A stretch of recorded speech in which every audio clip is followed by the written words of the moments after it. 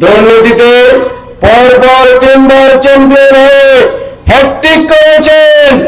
কাদের আমলে হয়েছে জনগণ ভালো করে জানে। এজন্য এই পরিবর্তনের যে হাওয়া শুরু হয়েছে, এদেশের যুব সমাজ আজকে বাংলাদেশকে একটি নতুন স্বনির্ভর বাংলাদেশে রূপান্তরিত করতে চায়, ঠিক না? এটার প্রমাণ ঢাকা বিশ্ববিদ্যালয়, জাহাঙ্গীরনগর বিশ্ববিদ্যালয়, রাজশাহী এবং চট্টগ্রাম বিশ্ববিদ্যালয়, ঠিক কিনা? আজকে বিজয় শুরু হয়েছে।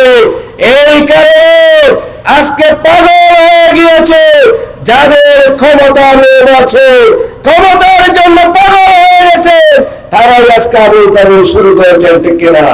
সুতরাং আবুল তাবুল কথা বলে কোনো লাভ হবে না, কোনো লাভ হবে না।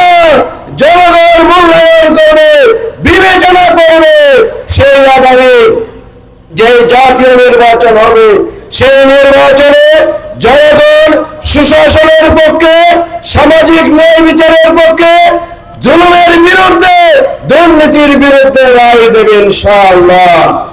আর সেই রায়ের আপনার প্রতীক্ষণে দাঁড়িপাল্লা, সেই রায় আসবে জনাব আব্দুল্লাহ ফারুকের পক্ষে, দাঁড়িপাল্লার পক্ষে রায় আসবে, ঠিক কিনা?